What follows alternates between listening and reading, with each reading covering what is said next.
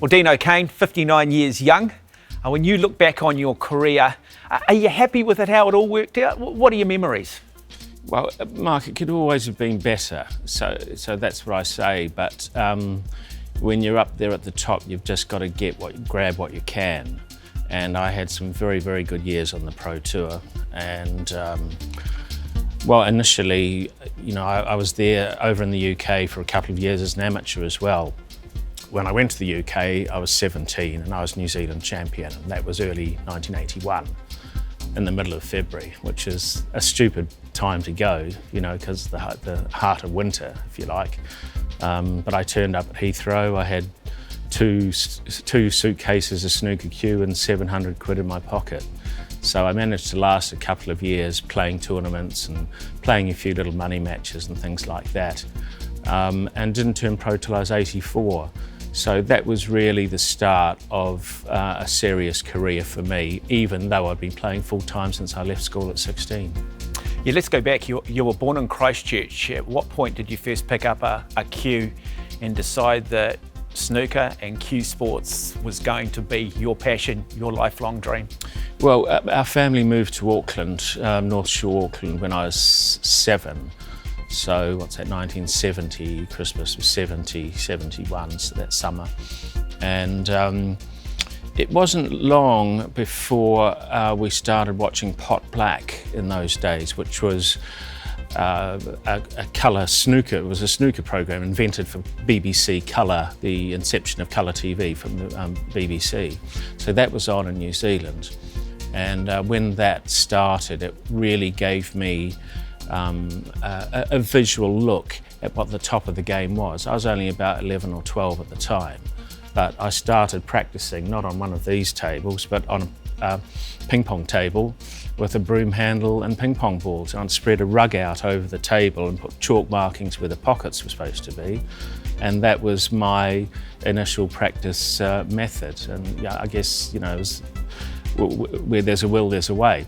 We didn't have videos in those days, so I used to go to the library in Takapuna and get books out about, you know, world-class snooker players, and that was my theory, that was my learning, if you like. And it wasn't long before I was starting to play on a full-size table, both in Birkenhead and in mostly Takapuna snooker room in Hurstonmere Road. So I was young and had to dodged the police for a few years. Where were mum and dad in all of this? Were they encouraging you to go and do this? Not particularly, no, funnily enough, no, because snooker had a bit of I suppose it came from the snooker rooms themselves, because there was a cross-section, a wide mixture of people in there. There could be, you know, lawyers, there could be criminals, there could be businessmen. It was the game that really attracted them to the premises to play snooker. But with that element, of course, there was you know, a lower class element that played in there as well. So it was kind of like there was a derogatory element that was always there.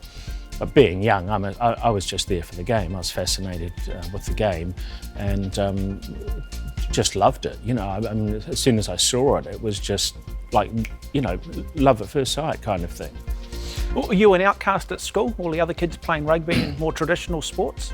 Well, I was very good at school. I was always in the top classes, so all the way through. So wasn't really an outcast. I was sort of maybe nobody knew how to take me. I mean, I wasn't a rugby player, although I played rugby, played a bit of basketball, played badminton, played a bit of football, played hockey. But I knew as soon as I saw snooker, I knew that was it for me. And I had previously been involved in something else, which was magic. I was New Zealand junior magic champion when I was 11. And they wanted to put me on this show called Opportunity Knocks. But in the meantime, I saw snooker. And I gave up magic overnight and took up snooker overnight. And as I say, for me, that was it. There was no other question about doing anything else. You talked about Pot Black, and from memory, it used to be on a Sunday around about 11 o'clock, just before big league soccer. I remember it vividly myself. Who were the players that you sort of looked up to at that time, the players in the 1970s, the early 80s?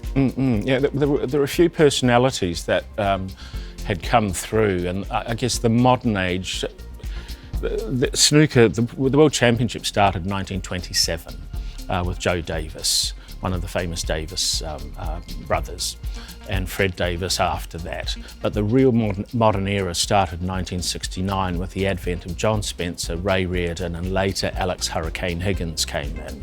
So John Spencer won the first one in '69, and excuse me, he was a great idol of mine because he was a very flamboyant, shot-making player, you know, big long shots with massive deep screw spin on them and stuff like that. And then when Alex won the World Championship in 1972, that was big headlines because he was a real renegade from Northern Ireland. And he was one of the fastest players and most talented players to this day that has ever played the sport. So he was kind of like a little bit bigger than the game in some ways, a personality like George Best in football or you know, some famous tennis players. That was the way he was, and that was great for the game of snooker. Was there anybody here in New Zealand sort of paving the way for you? Not really. We'd had one other professional who played billiards, a three-ball game, in the 1920s and 30s, along with Joe Davis from the UK, Walter Lindrum from Australia, Tom Newman from the UK, and he was one of the big four players in billiards in that era of late 20s, early 30s. So, no, I was kind of like a trailblazer in the way that I went over to the UK at a young age and started snooker. Was there a certain point in those teenage years before you going to the UK where you actually started to realise, hey, I've actually got some real ability at this, I have the potential here to chase it? Absolutely. And having seen Pot Black, and there was a world professional championship and other tournaments as well, I knew that there was something to aim for.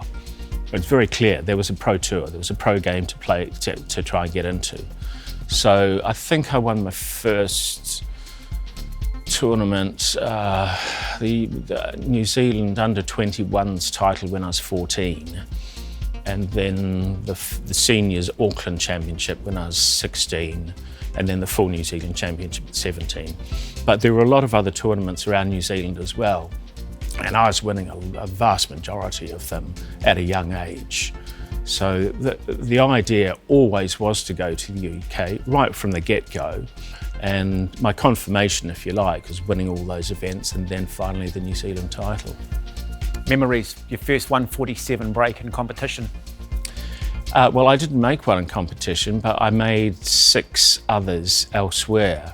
The first one I made was in a beautiful club in Covent Garden called the Connaught Rooms, the Connaught Club, underneath the Connaught Rooms. And I was in there one afternoon, and there was a finance company across the road called Mercantile Credit.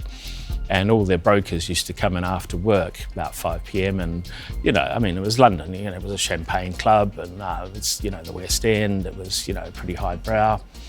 And I made a maximum. My first maximum was made right in front of all the 200 or 300 brokers, financial brokers who were standing at the bar cheering me on as I made my first maximum there. Unforgettable moments. But they always say the most difficult maximum is your first one.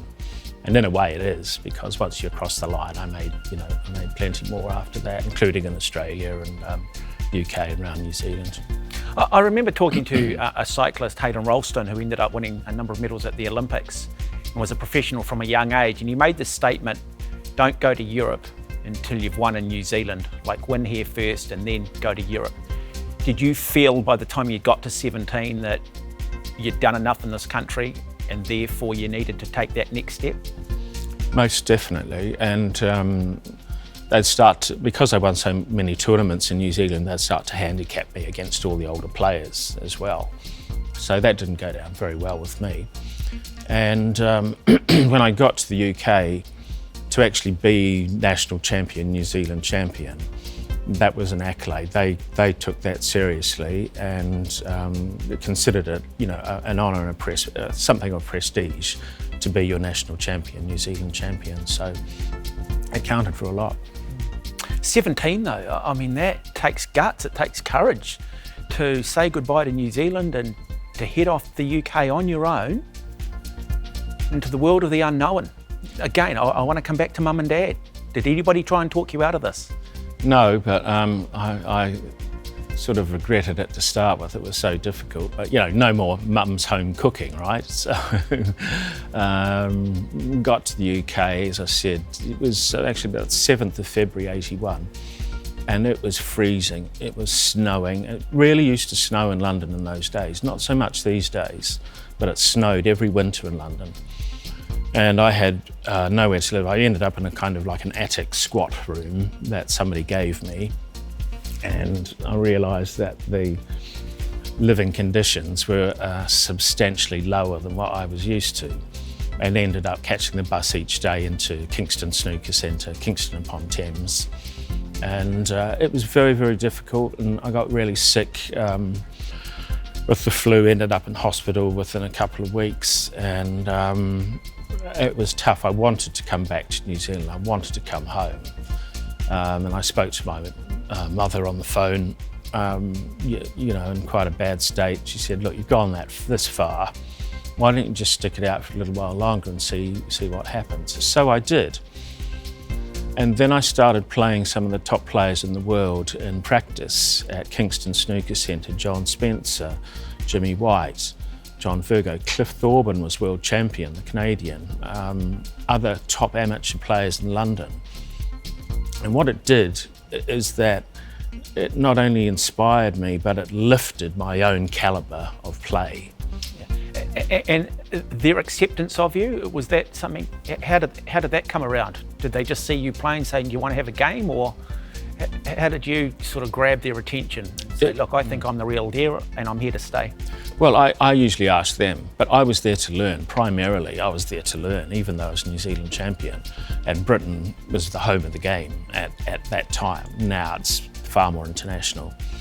So, but being New Zealand champion, again, they considered that, something of merit.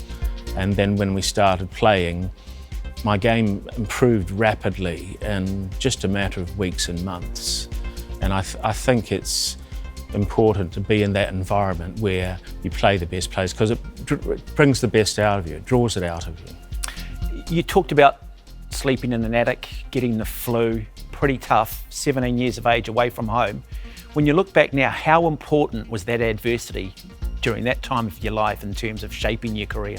Well, nothing was going to stop me anyway, really. I mean, that was the point, Mark, even though I was sick and I was homesick as well, nothing was going to stop me. So, I went broke a couple of times and played people for dinner money, giving them huge starts, £5 £5 a game, just for dinner money, things like that. So there was character forming things, but the overall objective was to get as good as I can at snooker and eventually turn professional. So that was the goal. There was a clear goal there. You talked about the massive improvement even after the first 2-3 months over there playing those world champions and now some of the absolute legends and icons of the game. What aspects of your game improved?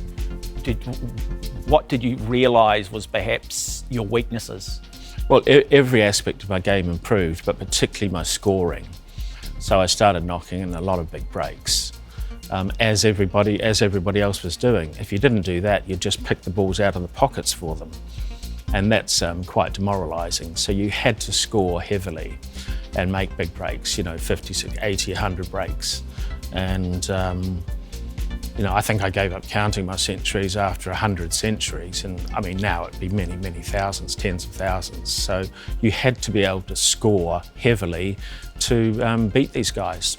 When you arrived, was there an English style and a New Zealand style? And did you have to sort of morph into the English way of playing?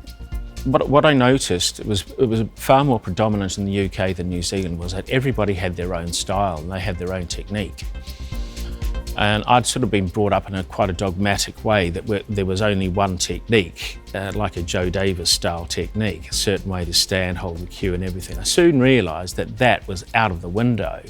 That didn't exist in the UK. There were so many talented players that they all played their own style. So I just stuck to my guns and developed my own style, I suppose you would say, as the months and years wore on.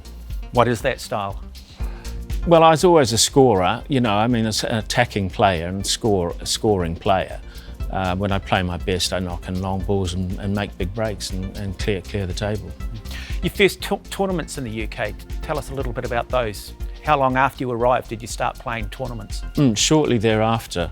So I won... Sorry, you're still an amateur at this point? That's right, yes. And amateurs in those days could earn money playing snooker. There was prize money, even in New Zealand, but also especially in the UK. And I won 3 amateur tournaments in the UK, I think in the first year that I was over there. So that was against some of the top amateurs in Britain. So that was very important to be able to compete with them on their own, under their own conditions in their own country, you know, and come out on top on various occasions. So you arrive in the UK at 17 in the early 1980s. How long after your arrival did you decide that, hey, now is my time, I think I'm good enough to go professional? Well, I came back to New Zealand, actually I was ranked, sorry, just to go back a bit, in 82 I was ranked #1 amateur in the world and went to the World Amateur Championships in Calgary in Canada, and I didn't win it. I had a bad tournament. So I had to go back. I came back to New Zealand, came back to the UK, then went back to New Zealand the end of 82 and regrouped in 83 and played a lot of tournaments in New Zealand. Wasn't very happy with it, wasn't enjoying it. So I sent in my application to the World Professional Association to turn pro, and that started in 1984. So you're saying prior to sending that letter, prior to turning pro, you went through what, a bit of a form slump? Yes, I did, and that was part of that was also when the handicapping, they started to heavily penalise me in New Zealand for all the tournaments I played in. So it was kind of like a wasted year. I wish I'd turned professional the year before, 83. Some of my friends that are about the same age as me in London had turned pro in 83, and I had a wasted year in some ways, and I regret that. When you turned professional, was it about challenging yourself at the highest level, or was it about now consciously trying to earn a living? Well, one comes with the other, I think. If you are successful, you don't forget about the money, but the money comes naturally. And again, I was there to improve as much as possible. My first season probably wasn't that great. It was pretty good. The first couple of seasons were almost like learning years in a way, and I didn't really hit the big time till sort of 87, I suppose. So it was a gradual process. A lot of people in the 80s, you've already talked about some of the great names, the likes of Alex Higgins, Ray Reid and Eddie Charlton. Where was Steve Davis in the mix? Because he was very much, I guess, carried the sport in the 1980s for a lot of people here in New Zealand. Yes, he dominated that whole of the 80s era in a way, and won 6 world titles and multiple UK championships and every other tournament that was going. So he was the one to beat. He was world #1, he was the man, he was the one to beat. And he was the most identifiable personality. Him and Alex Higgins were the 2 most identifiable sportsmen for sport in the UK, or the snooker in the UK. You talked about Pot Black on TV as a youngster being the inspiration. You turn professional. You are starting to play the likes of the Jimmy Whites and the Steve Davises, the Eddie Charltons, the Ray Reidans. Did you pinch yourself and go, I've arrived, I'm here? Did you ever have that moment where you just sat back and reflected? Not really. I mean, you're always more concerned about playing well in the match and winning the match. What I did after, snooker was very social between the players, and we'd congregate after the evening session, if you like. There's usually a morning, afternoon and evening session in each tournament, and at the conclusion of the day's play, everyone would congregate at the hotel, in the bar of the hotel. So that was kind of like more of a pinch myself moment then, because I was talking and hanging out with some of the truly great players that I remember even from the 60s, Fred Davis, John Pullman, and there was Spencer, Hurricane Higgins, the lot, they're all there. And we all used to socialise together, although some people got on better with others than the other way. Like Alex was always he was always a problem. Alex Higgins was always a problem, so there was always dramas associated with Alex. But they were great for the game.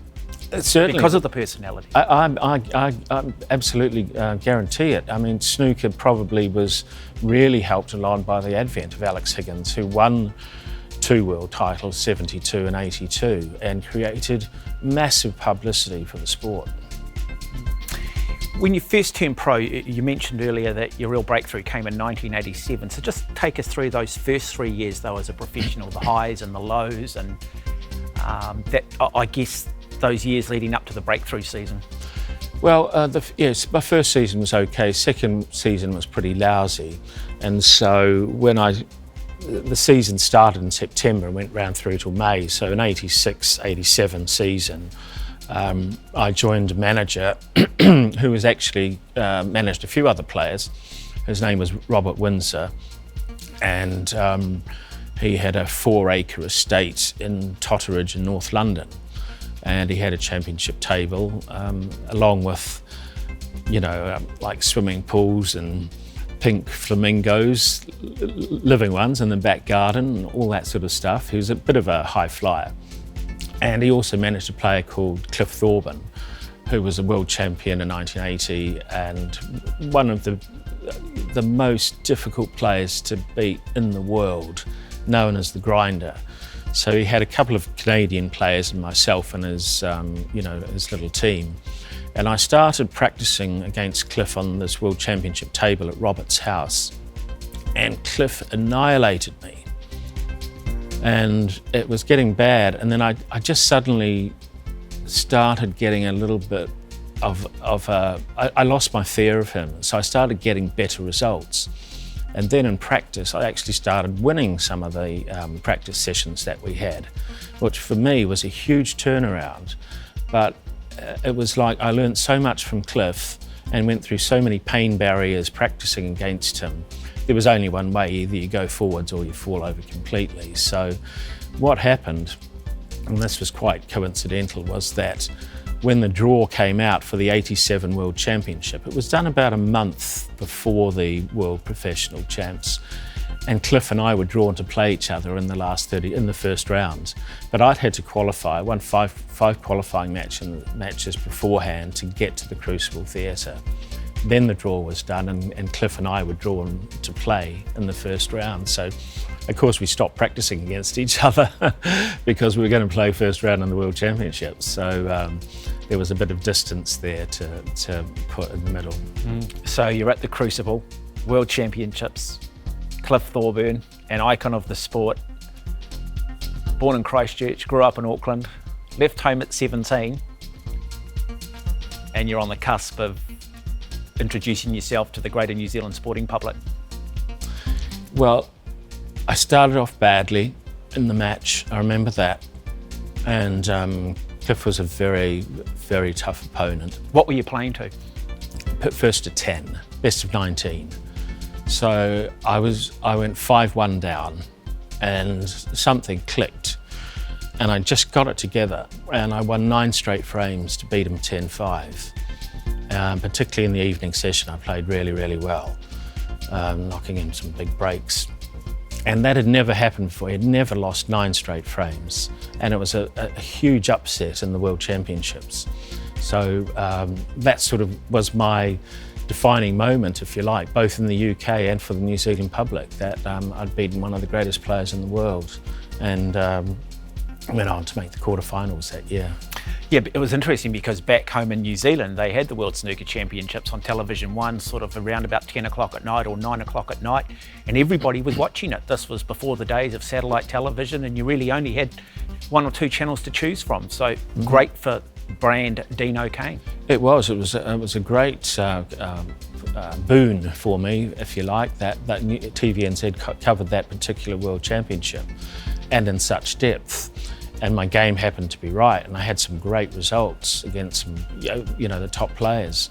So that was, made me very well known, very popular in New Zealand, and in the UK as well, because it's a huge television sport there. So after beating Cliff Thorburn, who did you meet in the next round? I beat Doug Mountjoy, who's a Welsh player. Again, I was, I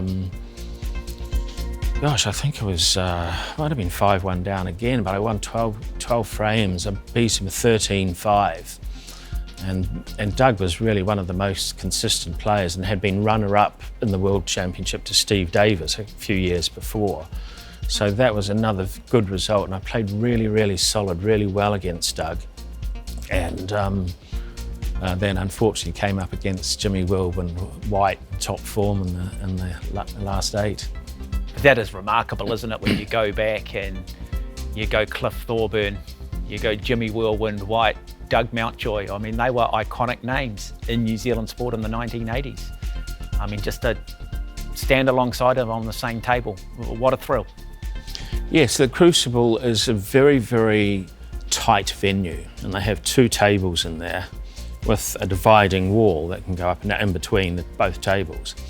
But both players sit side by side in the arena, as if you're like in an economy class, aircraft seat, and the audience is right there. It's right next to you, right behind you, and it's an amphitheatre.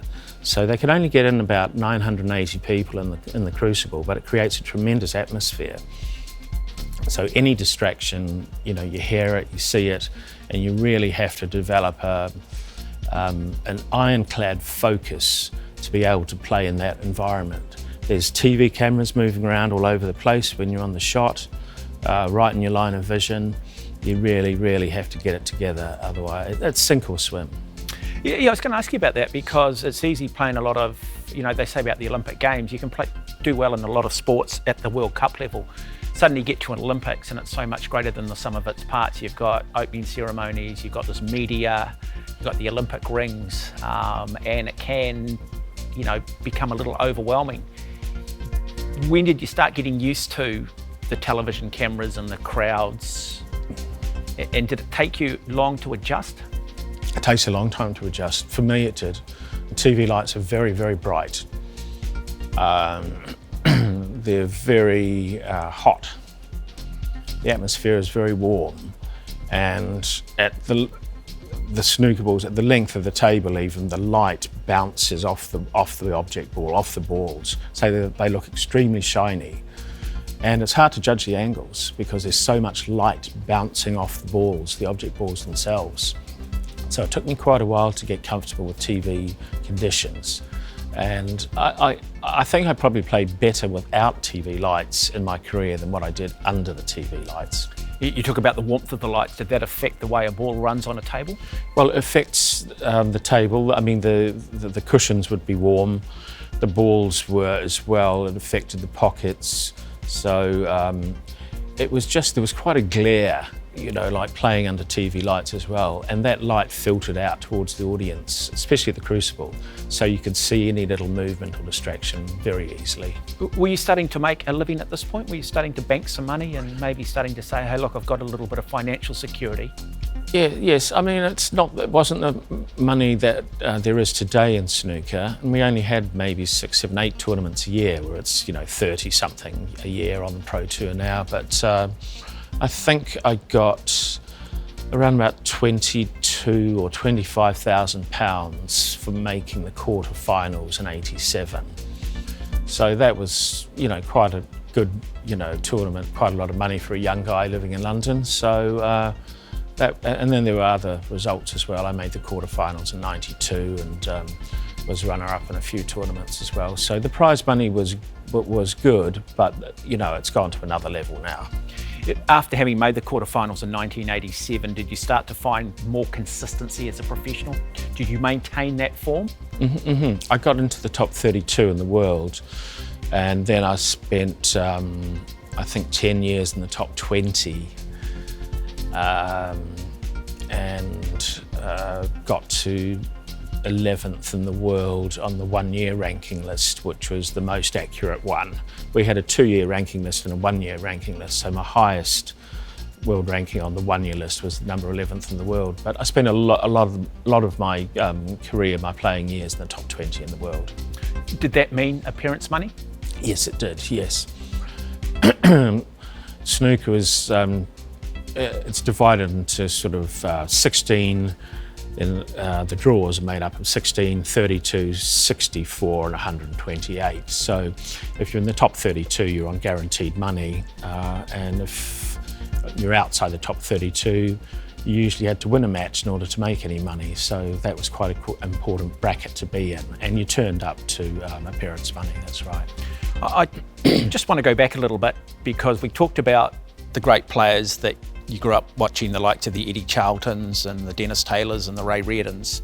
Then you had Steve Davis in the 1980s. When did the rumours and the little murmurs begin around a young man out of Scotland by the name of Stephen Hendry, who pretty quickly came along and started to change the game and career-wise ended up surpassing Steve Davis? When did you first start hearing his name? Well, I heard about him because I played him. And that was in the final round of the World Championship qualifiers at Preston Guildhall, the final round. And what year was that? That would have been late 80s, 89 perhaps, or 90. And Stephen dominated the 90s era, but he beat me 10-9 on the final pink in the last match as the qualifiers to get into the Crucible Theatre. So I knew him quite well. Because you had played him in an exhibition. In fact, I remember being about 17 or 18 and watching you play a very young Stephen Hendry at Royal Oak. That's right, yes. Some of the players came over from the UK. I think 7 or 8 players came over. And we played a tournament. We played 2 tournaments actually at the Legislative Council Chamber in Parliament, which was a superb venue, absolutely gorgeous. And Stephen won the first tournament here in New Zealand, and he had previously won in '87 over in Sydney as well, a big tournament over there. So he was a prolific winner from quite a young age. And what did he have? What did he bring at such a young age? Well, he had an incredible talent. But what defines talent? Well, the ability to pot balls and score heavily and to focus fantastically. He had a tremendous long game. He was a tremendous long potter and scored more heavily than Steve Davis did. So he kind of transformed the game into less of a tactical game and more of an all-out attacking game. And that was his forte. But he had great self-belief, Stephen did, and he had a superb team, management team behind him in Scotland as well. Mm. We talk about Jimmy White and Alex Higgins, and both brought a lot of personality to the sport. Steve Davis very much came across as almost that Pete Sampras type player, very much the ambassador, very much the gentleman. Was that his demeanour? Well, he kind of separated himself from all the other players, and he had another strong management team called Matchroom, who are hugely involved in international sport now and TV channels, etc. His manager was Barry Hearn, and Steve kept himself apart from all the players. He was aloof and didn't socialise with any of the other players. So that's how he had built an aura, I suppose, around himself. And people had a bit of a fear factor about him when they played him. Mm. But you beat him? I beat him later on, not when he was world number 1. I managed to beat Hendry when he was world number 1 once, but they probably beat me 5 or 6 times apart from that. And then later on I beat Davis 5-4. I think I was 4-1 down and won the last 4 frames to beat him 5-4. So it's a good, scalp to have. Oh, so Stephen Hendry? Yes, yeah, for sure. And he was world number 1 when I beat him. So. And what tournament was that? That was the Mercantile Credit Classic up in the UK somewhere as well. So 5-3, I think I won, maybe 5-2, 5-3, I think it was. You mentioned as a child your parents were a little bit worried and concerned about you hanging out in pool rooms or pool halls, snooker halls around the country because there was maybe a perception there was a slightly shady side to it. Was there that shady side in those early years of you being in the UK, and were there dangers and were there distractions away from the game that possibly you possibly experienced or had to then, keep out of your life? Not many, if I can put it that way. Not many, because the focus was on playing, and that took precedence over everything else. In London, there was an East End kind of, what would you say, gangster theme, I suppose. Started with, Ronnie Kray and his brother, the Kray brothers. So there was that element of white boy kind of thing that was around in London for sure. But I didn't particularly get into it. But there was a lot of big personalities. Did you ever meet the Krays? No, I didn't. No, they're sort of a little bit before my time, Reggie and Ronnie. So, but other players had met them, and we were fortunate that snooker's profile really started to lift hugely in the 80s and become a major TV sport, and international, started to become a big international sport. So the profile of the game went up enormously. Yeah, it's been a sport that's done incredibly well, almost by its rogue personalities. I mean, you look at Ronnie O'Sullivan today, the number of times we've mentioned Alex Hurricane Higgins. I mean, how important is personality for a sport like snooker? Well, I think it's important for people to identify with some players. Pete Sampras would have had a great following as well, even though he was a bit more doer player. And Davis had a great following as well, but he was known as like Steve Interesting Davis because he was so boring. So the other personalities came through, and that was just their natural personalities. Alex Higgins was trouble from start to finish,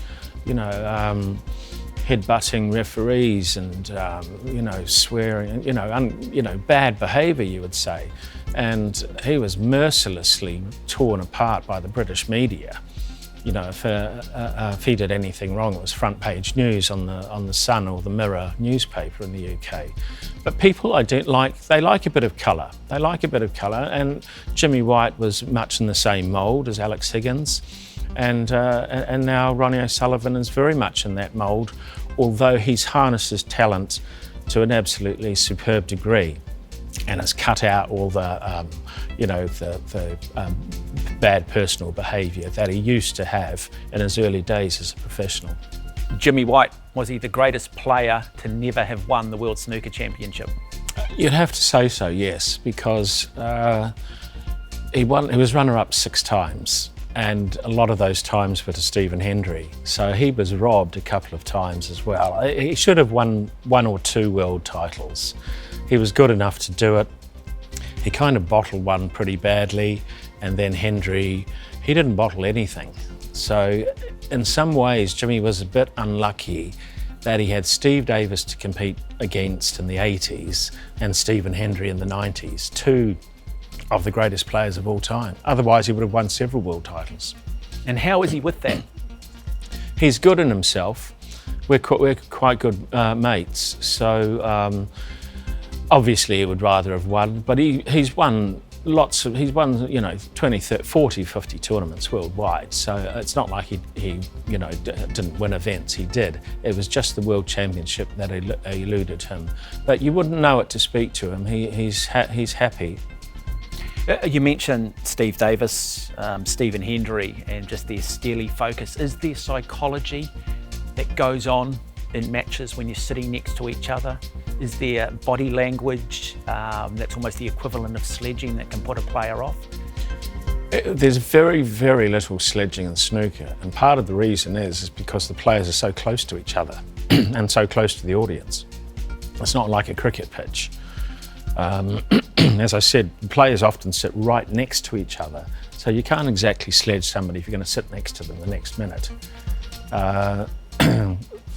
So less so than any other sport, I would have said. And the rules of the game are kind of, if you do anything ungentlemanly or out of order, the referee is there to warn you about that as well. So In terms of sledging, there's really not that much at all. I want to talk about broadcasting, the legendary whispering Ted Lowe, a big part of the sport in the 1980s as well. Well, Ted was a friend of mine, and when he retired from BBC, I took over his commentary position at the Beeb for 1 year. So I knew Ted very well, and he was always in the bar afterwards, after the matches, and having a glass of wine or something like that. So I liked Ted, nice old chap, yes, loved him.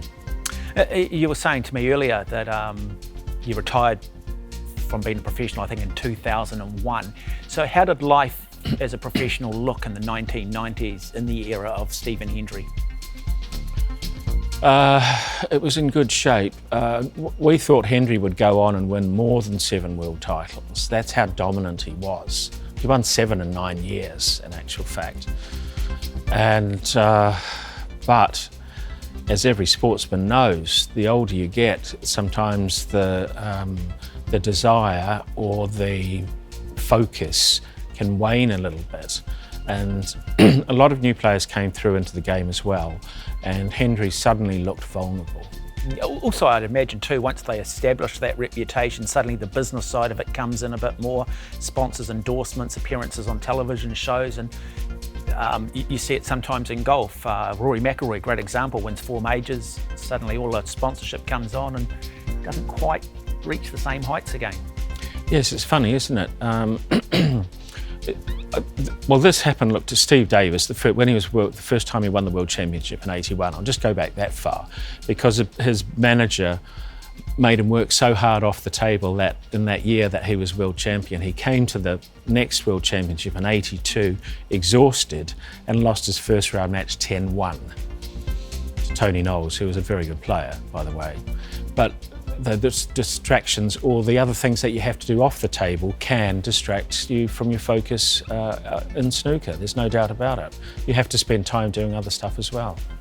But what about the business side of it for Dene O'Kane? How did you manage the two? Well, I played a lot of exhibitions, mostly in New Zealand actually. I'd come back here in the off-season and play exhibitions around the country almost every year. So I was still playing, even though it wasn't out-and-out competition. It was entertainment at a RSA or a club, some sort of workingmen's club usually in New Zealand. So my off-table activity, if you like, was just the exhibition play. So I was still involved with the game. And how did you relax away from the table? Did you have time to relax? Did you have other interests? Yeah, I used to do a bit of skin diving, snorkeling, stuff like that, and not in the UK, obviously, but in New Zealand when I came back. And I had a lot of friends who had restaurants in London, so we sort of wined and dined a bit in some of these great places. But I was very dedicated and single-minded, if you like, towards snooker. So I didn't actually take much time off at all. If I had a couple of weeks off, that would be very unusual. Is it a young man's game? Has it always been a young man's game? Well, Ronnie's the oldest world champion now at 46, and that's his 7th world title. But Judd Trump, who was runner-up, he's early 30s. There's a lot of young players that have come into the game recently, and as we were talking about earlier, especially from Asia, from China in particular, who have come into the sport. I think it's an advantage, but to come in at a young age and turn pro quickly and gather as much experience as possible. But snooker is really one of the few sports that you can have longevity in it. As I say, Ronnie's still winning world championships at 46. Probably a bit like golf. Phil Mickelson won at about the same age.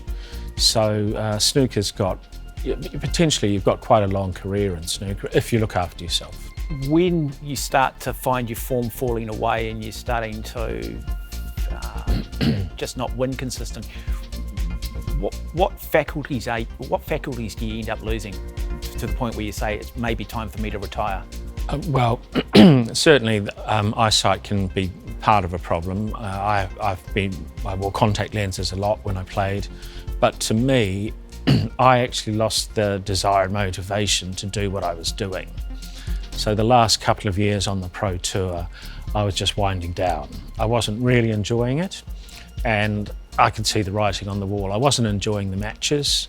I wasn't really particularly enjoying the practice that much, but I would be playing tournaments wherever it was in the world, the UK especially, and would start to feel like, you know, I'm not really enjoying this. In fact, I feel a bit bored sometimes.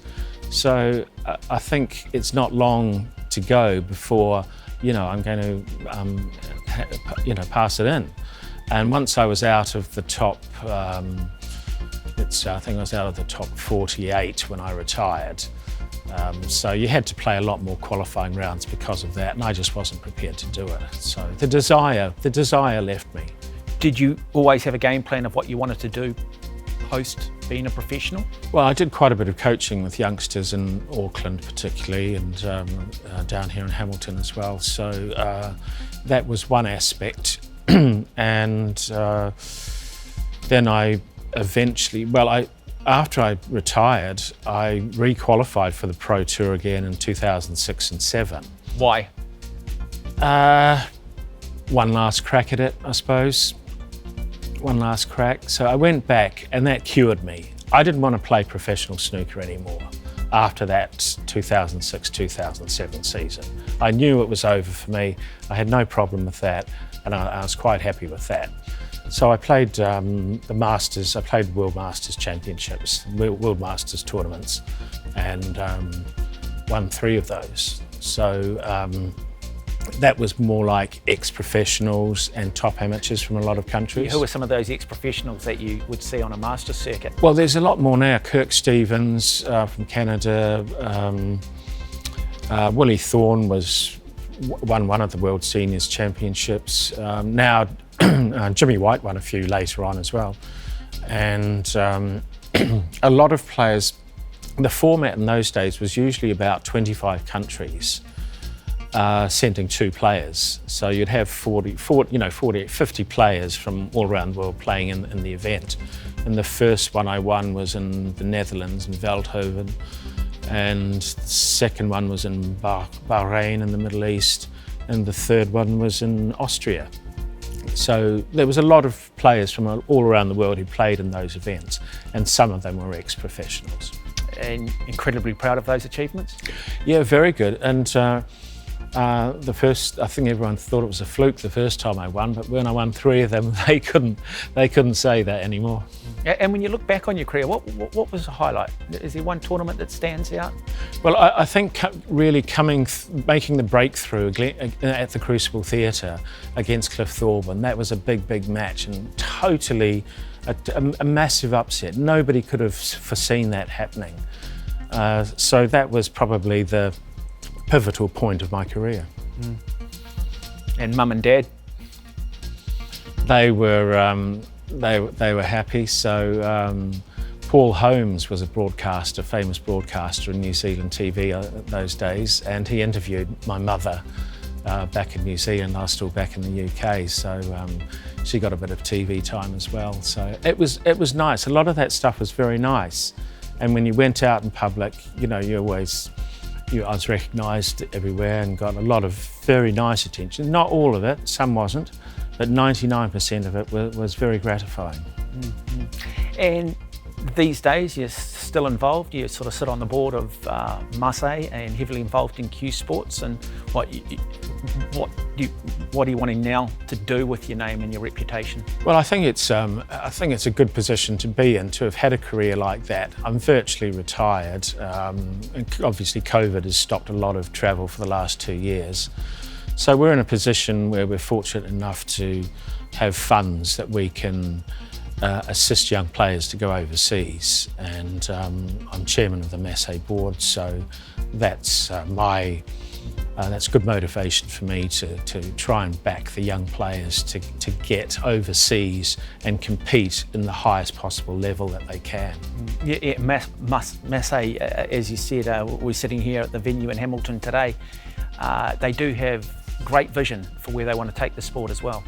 Yes, they do, and that's a lot of that is down to Bernie Andres, who's on the board and runs Massé day to day.